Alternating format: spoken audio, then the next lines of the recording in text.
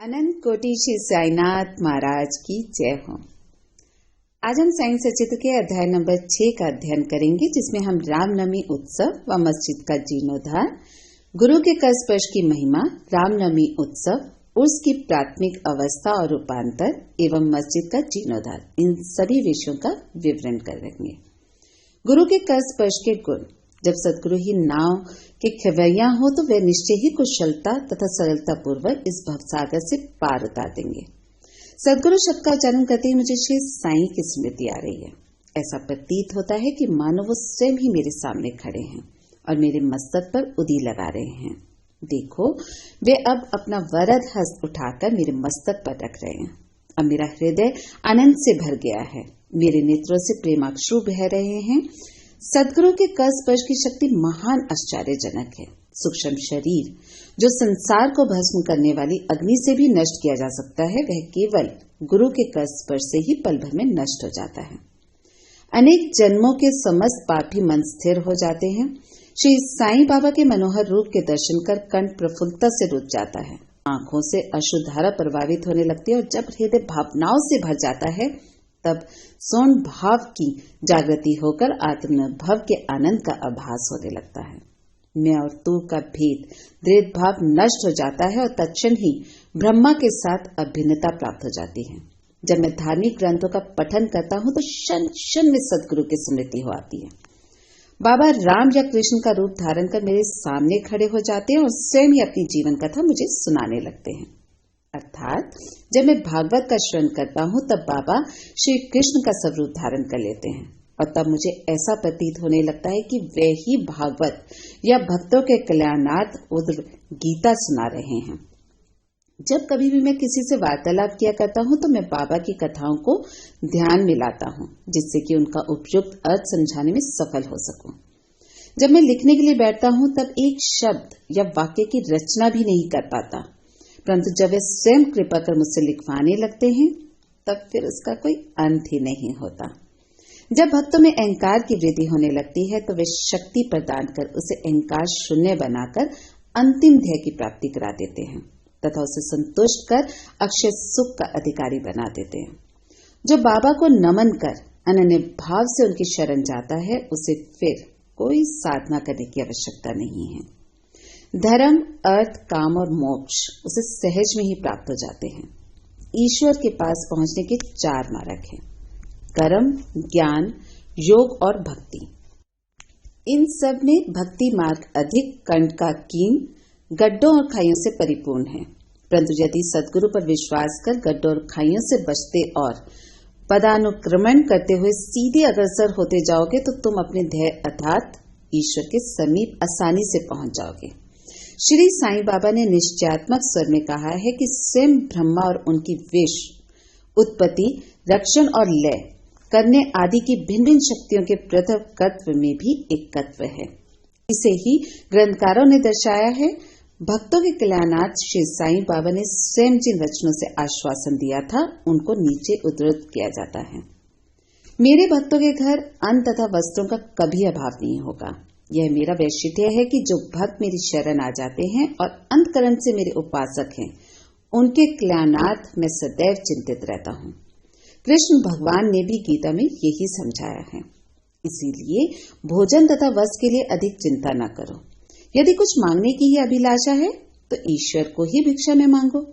संसारिक मान व उपाधियां त्याग कर ईश कृपा तथा अभ्यदान प्राप्त करो और उन्हीं के द्वारा सम्मानित हो। संसारिक विभूतियों से कुबद्धगामी मत बनो। अपने इष्ट को दृढ़ता से पकड़े रखो। समस्त इंद्रियों और मन को ईश्वर चिंतन में प्रवृत्त रखो।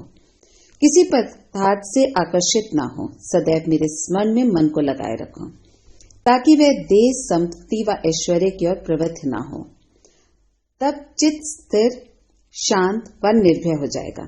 इस प्रकार की मन स्थिति प्राप्त होना इस बात का प्रतीक है कि वह सुसंगति में है। यदि चित्त की चंचलता नष्ट न हुई तो इसे एकाग्र नहीं किया जा सकता। बाबा के उपयुक्त को उद्धृत कर ग्रंथकार शिरडी के रामनवमी उत्सव का वर्णन करता है। शिरडी में बनाए जाने वाले उत्सवों में रामनवमी अधिक धूमधाम से मनाई जाती है। अतएव इस उत्सव का पूर्ण विवरण, जैसा कि साईं लीला पत्रिका 1924 के पृष्ठ 197 पर प्रकाशित हुआ था। यहाँ संक्षेप में दिया जाता है। प्रारंभ। कोपरगांव में श्री गोपाल राव गुण नाम के एक इंस्पेक्टर थे। वे बाबा के परम भक्त थे। उनकी 3 स्त्रियां थी, परंतु एक की भी संतान न थी। श्री साईं बाबा की कृपा से उन्हें एक पुत्र रतन की प्राप्ति हुई। इस हर्ष के उपलक्ष्य में सन 1897 में उन्हें विचार आया कि शिरडी में मेला अथवा उर्स भरवाना चाहिए। उन्होंने यह विचार शिरडी के अन्य भक्त तात्या पाटिल, दादा कोते पाटिल और माधवराव के समक्ष विचारणार्थ प्रकट किया। उन सभी को यह विचार अति रुचिकर प्रतीत हुआ तथा उन्हें बाबा की भी स्वीकृत और आश्वासन प्राप्त हो गया। उर्स भरने के लिए सरकारी आज्ञा आवश्यक थी, इसीलिए एक प्रार्थना पत्र कलेक्टर के पास भेजा गया, परंतु ग्राम कुलकर्णी यानी कि पटवारी के आपत्ति उठाने के कारण स्वीकृति प्राप्त न हो सकी। परंतु बाबा का आश्वासन तो प्राप्त हो ही चुका था, अतः पुनः प्रयत्न करने पर स्वीकृति भी प्राप्त हो गई। बाबा की अनुमति से रामनवमी के दिन उर्स भरना निश्चित हुआ। ऐसा प्रतीत होता है कि कुछ निष्कर्ष ध्यान में रखकर ही उन्होंने ऐसी आज्ञा दी, अर्थात उर्स व रामनवमी के उत्सवों का एकीकरण तथा हिंदू मुस्लिम एकता, जो भविष्य की घटनाओं से ही स्पष्ट है कि यह ध्येयपूर्ण सफल हुआ। प्रथम बाधा तो किसी प्रकार हल हुई। अब द्वितीय कठिनाई जल के अभाव की उपस्थिति हुई। शिरडी तो एक छोटा सा ग्राम था और पूर्व काल से ही वहां जल का अभाव बना रहता था। गांव में केवल 2 कुएं थे, जिनमें से एक तो प्राय को सूखा रहता था और दूसरे का पानी खारा था। बाबा ने उसमें फूल डालकर उसके खारे जल को मीठा बना दिया, लेकिन एक कुएं का जल कितने लोगों को पर्याप्त हो सकता था। इसीलिए तात्या पाटिल ने बाहर से जल मंगवाने का प्रबंध किया। लकड़ी व बांसों की कच्ची दुकानें बनाई गई तथा कुश्तियों का भी आयोजन किया गया। गोपाल पाव गुण के एक मित्र दामू अन्ना कसार अहमदनगर में रहते थे। वे भी संतानहीन होने के कारण दुखी थे। श्री साईं बाबा की कृपा से उन्हें भी एक पुत्र रतन की प्राप्ति हुई थी। श्री गुण ने उनसे एक ध्वज देने को कहा। एक ध्वज जागीरदार श्री नाना साहब निमोड़कर ने भी दिया। ये दोनों ध्वज बड़े समारोह के साथ गांव में से निकाले गए और अंत में उन्हें मस्जिद, जिसे बाबा द्वारका माई के नाम से पुकारते थे, उसके कोनों पर फहरा दिया गया। यह कार्यक्रम अभी भी पूर्वतः ही चल रहा है। चंदन समारोह। इस मेले में एक अन्य कार्यक्रम का भी श्री गणेश हुआ, जो चंदन उत्सव के नाम से प्रसिद्ध है। यह कोरहल के एक मुस्लिम भक्त श्री अमीर शक्कर दलाल के मस्तिष्क की सूझ थी। प्राय इस प्रकार का उत्सव सिर्फ मुस्लिम संतों के सम्मान में किया जाता है। बहुत सा चंदन घिसकर बहुत सी चंदन धूप थालियों में भरी जाती है तथा लोवान जलाते हैं और अंत में उन्हें मस्जिद में पहुंचाकर जुलूस समाप्त हो जाता है। थालियों का चंदन और धूप नीम पर और मस्जिद की दीवारों पर डाल दिया जाता है। इस उत्सव का प्रबंध प्रथम 3 वर्षों तक श्री अमीर शक्कर ने किया और उनके पश्चात उनकी धर्मपत्नी ने किया। इस प्रकार हिंदुओं द्वारा ध्वज व मुसलमानों के द्वारा चंदन का जुलूस एक साथ चलने लगा और अभी तक उसी तरह चल रहा है। प्रबंध। रामनवमी का दिन श्री साईं बाबा के भक्तों को अत्यंत ही प्रिय और पवित्र है। कार्य करने के लिए बहुत से स्वयं सेवक तैयार हो जाते थे और वे मेले के प्रबंध में सक्रिय भाग लेते थे। बाहर के समस्त कार्यों का भार तात्या पाटिल और भीतर के कार्यों को श्री साईं बाबा की एक परम भक्त महिला राधा कृष्ण माई सम्मिलित थी। इस अवसर पर उनका निवास स्थान अतिथियों से परिपूर्ण रहता और उन्हें सब लोगों की आवश्यकताओं का भी ध्यान रखना पड़ता था। साथ ही वे मेले की समस्त आवश्यक वस्तुओं का भी प्रबंध करती थी। दूसरा कार्य जो वे स्वयं खुशी से किया करती थी वह था मस्जिद की सफाई करना, चूना पोतना आदि। मस्जिद की फर्श तथा दीवारें निरंतर धुनी जलने से के कारण काली पड़ गई थी। जब रात्रि को बाबा चावड़ी में विश्राम करने चले जाते तब वे यह सब कार्य कर लिया करती थी। समस्त वस्तुएं धुनी सहित बाहर निकालनी पड़ती थी और सफाई व पुताई हो जाने के पश्चात वे पूर्वतः ही सजा दी जाती थी। बाबा का अत्यंत प्रिय कार्य गरीबों को भोजन कराना भी इस कार्यक्रम का एक अंग था। इस कार्य के लिए वृद्ध भोज का आयोजन किया जाता था और अनेक प्रकार की मिठाइयां बनाई जाती थी। यह सब कार्य राधा कृष्ण माई के निवास स्थान पर ही होता था। बहुत से धनाढ्य व श्रीमंत भक्त इस कार्य में आर्थिक सहायता पहुंचाते थे। उर्स का रामनवमी के त्योहार में समन्वय। सब कार्यक्रम इसी तरह उत्तम प्रकार से चलता रहा और मेले का महत्व शनि शनि बढ़ता ही गया। सन 1911 में एक परिवर्तन हुआ। एक भक्त कृष्णराव जोगेश्वर भीष्म श्री साईं सगुण उपासना के लेखक अमरावती के दादा साहेब खारपेड़े के साथ मेले के एक दिन पूर्व शिरडी के दीक्षित वाड़े में ठहरे।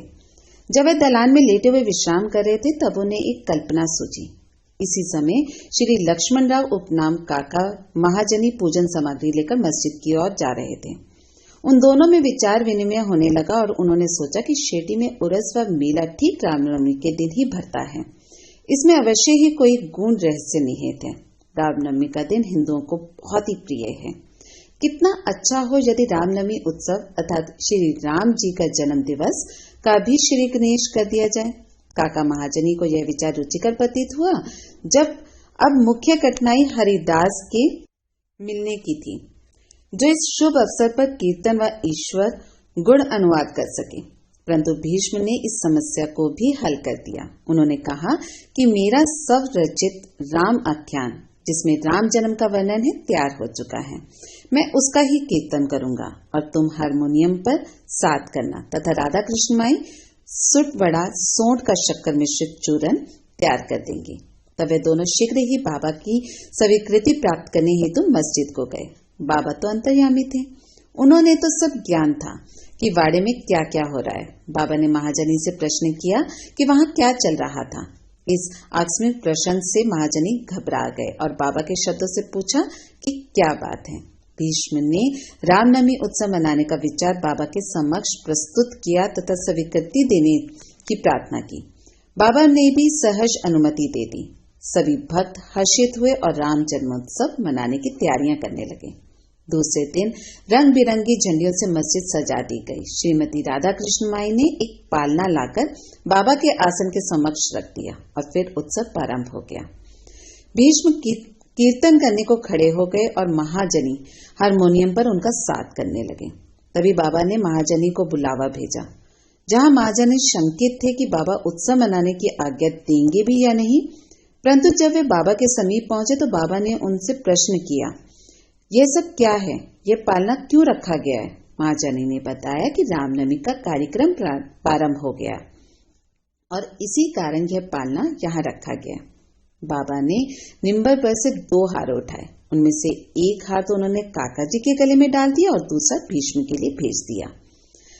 अब कीर्तन प्रारंभ हो गया था। कीर्तन समाप्त जब हुआ तब श्री राजा राम की उच्च स्वर से जय जयकार हुई। कीर्तन के स्थान पर गुलाल की वर्षा हुई। जब हर कोई प्रसन्नता से झूम रहा था तो अचानक ही एक गरजती हुई ध्वनि उनके कानों पर पड़ी। वस्तुतः जिस समय गुलाल की वर्षा हो रही थी तो उसमें से कुछ कण अन्याय ही बाबा की आंख में चले गए। तब बाबा एकदम क्रोध होकर उच्च स्वर में अपशब्द कहने व कोसने लगे। यह दृश्य देखकर सब लोग भयभीत होकर सिर पिटाने लगे। बाबा के स्वभाव से भली भांति परिचित अंतरंग भक्त भला इन अपशब्दों का कब बुरा मनाने वाले थे। बाबा के इन शब्दों तथा वाक्यों को उन्होंने आशीर्वाद समझा। उन्होंने सोचा कि आज राम का जन्मदिन है, अतः रावण का नाश, अहंकार एवं दुष्ट प्रवृत्ति रूपी राक्षसों के संहार के लिए बाबा को क्रोध उत्पन्न होना सर्वथा उचित ही है। इसके साथ साथ उन्हें यह विदित था कि जब कभी भी शिरडी में कोई नवीन कार्यक्रम रचा जाता है तब बाबा इसी प्रकार कुपित या क्रुद्ध होकर हो ही जाया करते हैं। इसीलिए वे सब संतप्त हो ही रहे। इधर राधा कृष्ण माई भी भयभीत थी कि कहीं बाबा पालना न तोड़फोड़ डालें। इसलिए उन्होंने काका महाजनी से पालना हटाने के लिए कहा, परंतु बाबा ने ऐसा करने से उन्हें रोका। कुछ समय पश्चात बाबा शांत हो गए और उस दिन की महापूजा और आरती का कार्यक्रम निर्विघ्न समाप्त हो गया। उसके बाद काका महाजनी ने बाबा से पालना उतारने की अनुमति मांगी, परंतु बाबा ने अस्वीकृत करते हुए कहा कि अभी उत्सव संपूर्ण नहीं हुआ है। अगले दिन गोपाल काला उत्सव मनाया गया, जिसके पश्चात बाबा ने पालना उतारने की आज्ञा दे दी। उत्सव में दही मिश्रित पोहा एक मिट्टी के बर्तन में लटका दिया जाता है और कीर्तन समाप्त होने पर वह बर्तन फोड़ दिया जाता है और प्रसाद के रूप में वह पोहा सबको वितरित किया जाता है, जिस प्रकार की श्री कृष्ण ने ग्वालों के साथ किया था। रामनवमी उत्सव इसी तरह दिन भर चलता रहा। दिन के समय 2 ध्वजों जुलूस और रात्रि के समय चंदन का जुलूस बड़ी धूमधाम और समारोह के साथ निकाला गया। इस समय के पश्चात ही उर्स का उत्सव रामनवमी के उत्सव में परिवर्तित हो गया। अगले वर्ष सन 1912 से रामनवमी के कार्यक्रमों की सूची में वृद्धि होने लगी। श्रीमती राधाकृष्ण माई ने चैत्र की प्रतिपदा से नाम सप्ताह प्रारंभ कर दिया। लगातार दिन रात 7 दिन तक भगवत नाम लेना नाम सप्ताह कहलाता है। सब भक्त इसमें बारी बारी से भागों से भाग लेते हैं। वे भी प्रातःकाल सम्मिलित हो जाया करती थी। देश के सभी भागों में रामनवमी का उत्सव मनाया जाता है। इसीलिए अगले वर्ष हरिदास के मिलने की कठिनाई पुनः उपस्थित हुई, परंतु उत्सव के पूर्व ही यह समस्या भी हल हो गई। 5-6 दिन पूर्व श्री महाजनी की बाला बुवा से अकस्मात भेंट हो गई। बुवा साहिब आधुनिक तुकाराम के नाम से प्रसिद्ध थे और इस वर्ष कीर्तन का कार्य उन्हें ही सौंपा गया। अगले वर्ष सन 1913 में श्री हरिदास सतारा जिले के बालापुव सातकार वृत्त स्थित कवटे ग्राम में प्लेग का प्रकोप होने के कारण अपने गांव में हरिदास का कार्य नहीं कर सकते थे। इस वर्ष वे शिरडी में आए। काका साहब दीक्षित ने उनके कीर्तन के लिए बाबा से अनुमति प्राप्त की। बाबा से भी उन्हें यथेष्ट पुरस्कार दिया। सन 1914 से हरिदास की कठिनाई बाबा ने सदैव के लिए हल कर दी। उन्होंने यह कार्य स्थायी रूप से दासगनु महाराज के सौंप दी। तब से वे इस कार्य को उत्तम रीति से सफलता और विद्वता पूर्वक पूर्ण लगन से निभाते रहे। सन 1912 से उत्सव के अवसर पर लोगों की संख्या में तुरंत वृद्धि होने लगी। चैत्र शुक्ल अष्टमी से द्वादशी तक शिरडी में लोगों की संख्या में इतनी अधिक वृद्धि हो जाया करती थी कि मानो मधुमक्खी का छत्ता ही लगा हो। दुकानों की संख्या में भी बढ़ोतरी होती गई। प्रसिद्ध पहलवानों की कुश्तियां होने लगी। गरीबों को वृत्त स्तर पर भोजन कराया जाने लगा।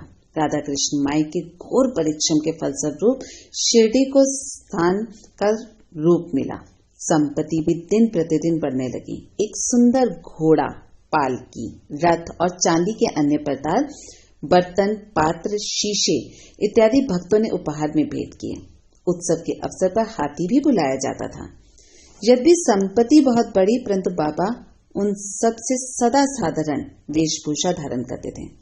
यह ध्यान देने योग्य है कि जुलूस तथा उत्सव में हिंदू और मुसलमान दोनों ही साथ साथ कार्य करते थे, परंतु आज तक न उनमें कोई विवाद हुआ और न ही कोई मतभेद। पहले तो लोगों की संख्या 5 से 7 हजार के लगभग ही होती थी, परंतु किसी किसी वर्ष तो यह संख्या 75,000 तक पहुंच जाती थी। फिर भी ना कभी कोई बीमारी फैली और ना ही कोई दंगा ही हुआ। मस्जिद का जीर्णोद्धार। जिस प्रकार उर्स या मेला भराने का विचार प्रथम श्री गोपाल गुण को आया था, उसी प्रकार मस्जिद के जीर्णोद्धार का विचार भी प्रथमतः उन्हें ही आया। उन्होंने इस कार्य के निमित्त पत्थर एकत्रित कर उन्हें वर्गाकार करवाया, परंतु इस कार्य का श्रेय उन्हें प्राप्त नहीं होना था। वह सुयश तो नाना साहब चंदोरकर के लिए ही सुरक्षित था और फर्श का कार्य काका साहब दीक्षित के लिए। प्रारंभ में बाबा ने इन कार्यों के लिए स्वीकृति नहीं दी, परंतु स्थानीय भक्त मालसापति के आग्रह करने से बाबा की स्वीकृति प्राप्त हो गई और एक रात में ही मस्जिद का पूरा फर्श बन गया। अभी तक बाबा एक टाट के ही टुकड़े पर बैठते थे। अब उस टाट के टुकड़े को वहां से हटाकर उसके स्थान पर एक छोटी सी गादी बिछा दी गई। सन 1911 में सभा मंडप भी घोर परिश्रम के उपरांत ठीक हो गया। मस्जिद का आंगन बहुत बड़ा तथा असुविधाजनक था। काका साहब दीक्षित आंगन को बढ़कर उसके ऊपर छप्पर बनाना चाहते थे। यथेष्ट द्रव्य राशि व्यय कर उन्होंने लोहे के खंभे, बलियां व कैंचियां मोल ली और कार्य भी प्रारंभ हो गया। दिन रात परिश्रम कर भक्तों ने लोहे के खंभे जमीन में गाड़े। जब दूसरे दिन बाबा चावड़ी से लौटे, उन्होंने उन खंभों को उखाड़कर फेंक दिया और अति क्रोधित हो गए। वे एक हाथ से खंभा पकड़कर उसे उखाड़ने लगे और दूसरे हाथ से उन्होंने तात्या को साफा उतार लिया और उसमें आग लगाकर गड्ढे में फेंक दिया। बाबा के नेत्र जलते हुए अंगारे के सदृश लाल हो गए। किसी को भी उनकी ओर आंख उठाकर देखने का साहस नहीं होता था। सभी पूरी तरह भयभीत होकर विचलित होने लगे कि अब क्या हो गया। भागोजी शिंदे बाबा के एक कोड़ी भक्त कुछ साहस कर आगे बढ़े, पर बाबा ने उन्हें धक्का देकर पीछे ढकेल दिया। माधव राव की भी वही गति हुई। बाबा उनके ऊपर भी ईंट के ढेले फेंकने लगे। जो भी उन्हें शांत करने गया, उसकी वही दशा हुई। कुछ समय के पश्चात क्रोध शांत होने पर बाबा ने एक दुकानदार को बुलाया और एक जरीदार फेंटा खरीदकर अपने हाथों से उसे तात्या के सिर पर बांधने लगे, जैसे उन्हें विशेष सम्मान दिया गया हो। यह विचित्र व्यवहार देखकर भक्त को आश्चर्य हुआ और वे समझ नहीं पा रहे थे कि किस अज्ञात कारण से बाबा इतने क्रोधित हुए। उन्होंने तात्या को क्यों पीटा और तत्क्षण ही उनका क्रोध क्यों शांत हो गया। बाबा कभी कभी अति गंभीर तथा शांत मुद्रा में रहते थे और बड़े प्रेम पूर्वक वार्तालाप किया करते थे, परंतु अनायास ही बिना किसी गोचर कारण के वे क्रोधित हो जाया करते थे। ऐसी अनेक घटनाएं देखने में आ चुकी हैं, परंतु मैं इसका निर्णय नहीं कर सकता कि उनमें से कौन सी लिखूं और कौन सी छोड़ूं। अतः जिस क्रम से वे याद आती जाएंगी उसी प्रकार उनका वर्णन किया जाएगा। अगले अध्याय में बाबा यवन है या हिंदू, इसका विवेचन किया जाएगा तथा उनके योग, साधन, शक्ति और अन्य विषयों पर भी विचार किया जाएगा। श्री सद्गुरु साईनाथ अर्पणमस्तु। शुभम भवतु।